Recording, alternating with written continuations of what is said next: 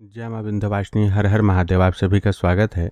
आज हम सभी भगवान श्री रामचंद्र जी महाराज के सबसे प्रमुखतम स्तोत्र, जिसका कि इस लोक में बहुत प्रचलन है, राम रक्षा स्तोत्र, उसको तंत्रोक्त विधि से सिद्ध करने का जो पूर्ण विधान होता है उसे जानेंगे। विशेष करके यह विधान गृहस्थों के लिए है तथा आप सभी को यह भी जान लेना चाहिए कि राम रक्षा स्तोत्र जो है दो प्रकार का प्रचलन में है, लेकिन सबसे अधिक प्रचलित जो है वह भगवान श्री रामचंद्र जी महाराज का बुद्ध कौशिक मुनि जो हैं, जिन्होंने रचना की है राम रक्षा स्तोत्र की, उनका है।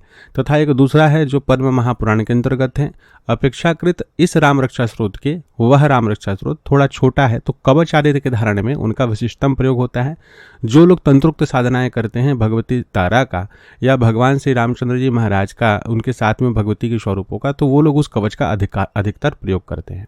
संबंधित विधान भी अलग से एक वीडियो में आज ही डाल देंगे, उसे भी आप सुन सकते हैं, उसे भी कर सकते हैं। जो लोग विशेष करके जगदम्बा की साधना कर रहे हैं और उनका आकर्षण पूजन या उनके कुल देवता भगवान श्री रामचंद्र जी महाराज हैं, तो वो चाहें तो उस कवच का भी अनुष्ठान कर सकते हैं, इसका भी कर सकते हैं, जो उसमें आपको सुविधा हो। समय के कारण होता है कि भैया उसमें थोड़ा छोटा है कवच तो थोड़ा समय कम लगेगा, यह थोड़ा बड़ा है।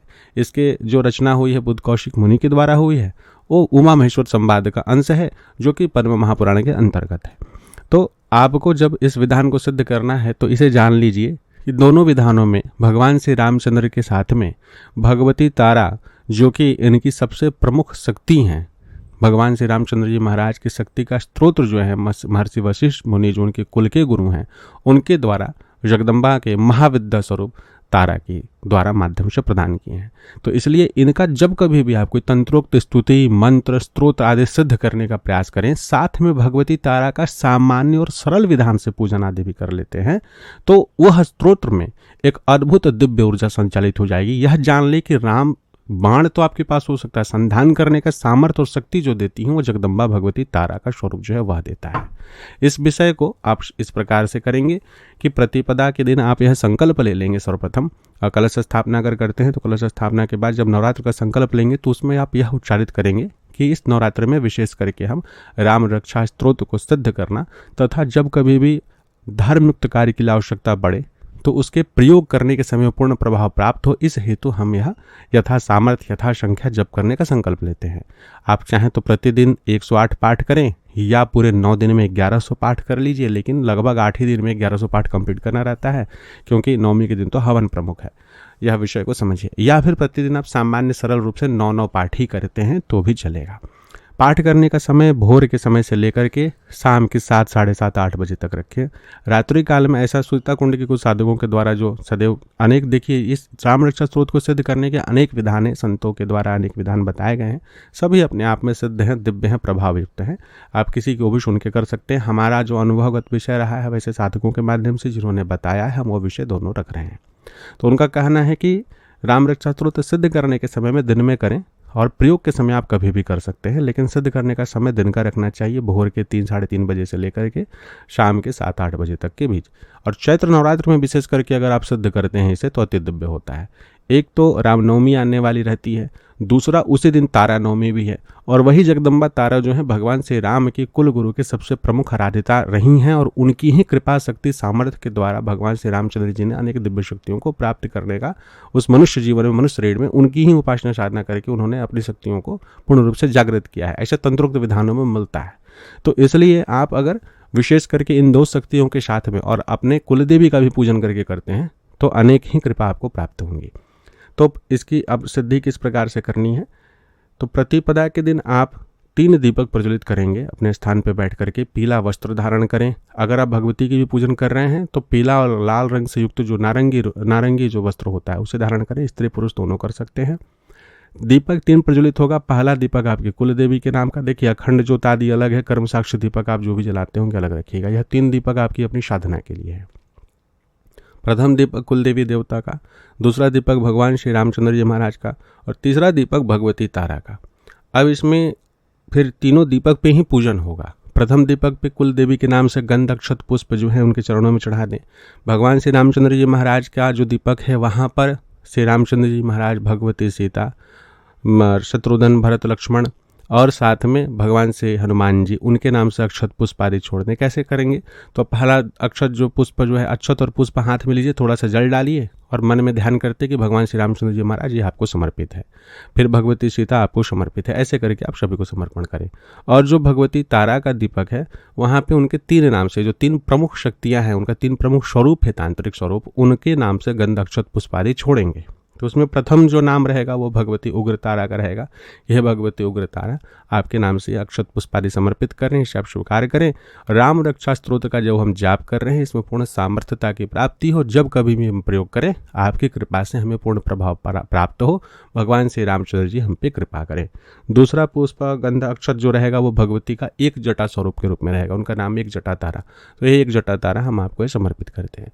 और तीसरा जो रहेगा वो भगवती नील सरस्वती के नाम से रहेगा। तो 3 पुष्प उस दीपक के पास, यह क्रम जो है प्रतिदिन करना है। मान लेते हैं आप 9 पाठ कर रहे हैं तो एक बैठक में आप आराम से 9 पाठ कर लीजिएगा। 108 करने वाले हैं, समय अधिक लगेगा तो आप बीच में उठ सकते हैं, दोबारा जब बैठेंगे तो आचमन आदि करके करेंगे और दोबारा आपको यह पुष्प आदि समर्पित करने की आवश्यकता नहीं है, दिन में एक ही बार करना है। हाँ, अगर वह दीप बुझ गया है, दोबारा से दीपक प्रज्वलित कर रहे हैं तो पुनः जो है गंधक्षत पुष्प आप समर्पित करिएगा, यह ध्यान रखिएगा। तो इस तरीके से आप 8 दिन में जितना संख्या हो सके जप लीजिए। अंतिम दिन जो है आप हवन करना है। मान लेते हैं कि आप 9 पाठ कर रहे हैं, तब तो नौमी को भी 9 पाठ आराम से सुबह सुबह आप कर ही लेंगे, लेकिन पाठ की संख्या अगर अधिक है, 1100 पाठ करना है और नौमी के सुबह के 7-8 बजे तक आप जाप जितना हो सके कर लीजिए, क्योंकि उस दिन हवन है, कन्या पूजन है, तो समय नहीं बचता है।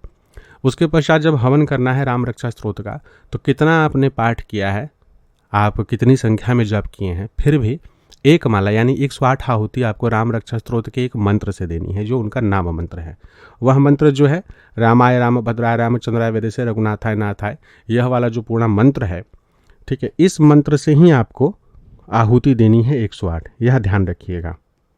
27वां मंत्र है, PDF आदि जो है इस वीडियो के डिस्क्रिप्शन में आपको मिल जाएगा, इस राम रक्षा स्तोत्र का, उसे भी डाउनलोड कर सकते हैं और पुस्तक तो मिलती ही है मार्केट में, आप उसे भी खरीद के उसे भी पाठ आदि कर सकते हैं।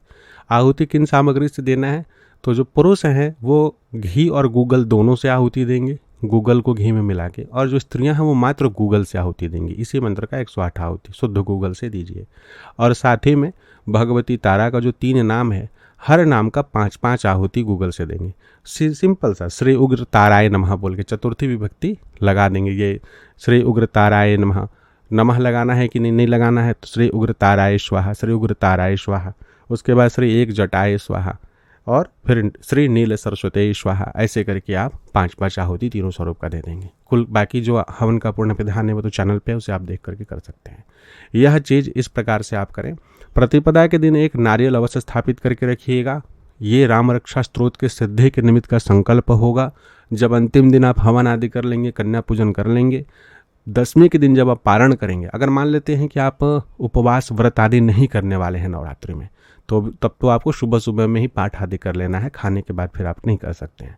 तो आप जब पारण करेंगे 10वीं को, उसी समय में उस नारियल को फोड़ना है। और रामनवमी के दिन भगवान श्री रामचंद्र जब हवन आदि आप कर लेंगे, उसके बाद घर पे ही समर्पण कर देंगे पहले, जो भी उनका श्री विग्रह हो, या नारायण के श्री विग्रह में करने वाले हों आप, या भगवान शिव, जहाँ भी आप करना चाहें। भगवान नारायण का तो श्री विग्रह होना चाहिए, उनके श्री विग्रह में आप समर्पित कर देते हैं। उसके पश्चात आप भगवान श्री रामचंद्र जी महाराज के मंदिर अवश्य जाएँ, उनको वहाँ पे यथा सामर्थ्य धूप दीप गंध अक्षत नैवेद्य और पुष्पमाला आदि समर्पित करें। संभव हो तो हनुमान जी अगर वहाँ हैं तो उनके लिए रोट लंगोट आदि समर्पित करें। उस दिन झंडा जरूर लगाना चाहिए, विजय पताका घर में हनुमान जी का जरूर लगाना चाहिए। ये सारा विधान आदि पूर्ण कर लें और उनसे प्रार्थना कर लें कि हे प्रभु, हमारा जो राम रक्षा स्तोत्र का यह विधान हमने अनुष्ठान किया है, यह पूर्ण रूप से जागृत सिद्ध हो, हम पे आप कृपा करें। इस तरीके से वहाँ पे भी आप पूजा दे दें। यह स्तोत्र पूर्ण रूप से, यह राम रक्षा स्तोत्र पूर्ण रूप से जागृत हो जाएगा। और जब कभी भी इसका प्रयोग करना हो तो प्रयोग के लिए मात्र आपको संकल्प करना है, जो विधान आपको जिनके लिए भी करना हो। किन्हीं को भूत प्रेत की समस्या लग गई है, समस्या बढ़ रही है, आप उनके नाम का संकल्प लेकर के, हे प्रभु हम इनके नाम से संकल्प करके यह जाप कर रहे हैं, कृपा करके आप इनके ऊपर अपनी कृपा करें और इन जो भी प्रभाव है प्रेत पिशाच आदि का, उसे नष्ट कर दें। और आप कम से कम 21 पाठ करिए, 9 तो मिनिमम 21 पाठ करिए। एक तांबे के लोटे में जल रख के उसमें कुसा डाल के 27 कुसा उसमें डाल दीजिए। 27 कुसा को एक साथ काट के उसको बाढ़ के झाड़ू जैसा बना दीजिए छोटा सा, उसी में डालिए और फिर 27 पाठ करके उसे अभिमंत्रित कीजिए और उस जल से उनका मार्जन करिए, यानी कि उनके ऊपर छिड़किए और उनको पिलाइए, तो उससे प्रेत दोष दूर होगा। एक यह हो गया। दूसरा है गृह बंधन के लिए, घर की सुरक्षा के लिए, तो उसके लिए अन्य विधान जो है चैनल पे हम प्रकाशित कर देंगे, पहले आप इसे सिद्ध कर लें। तो आशा करते हैं कि इस वीडियो से आप सभी सनातनी लाभ लेंगे, भगवती के साथ साथ भगवान श्री रामचंद्र जी महाराज की सेवा पूजा करके अपना और अपने परिवार का कल्याण करेंगे। जय मां विंध्यवासिनी। हर हर महादेव।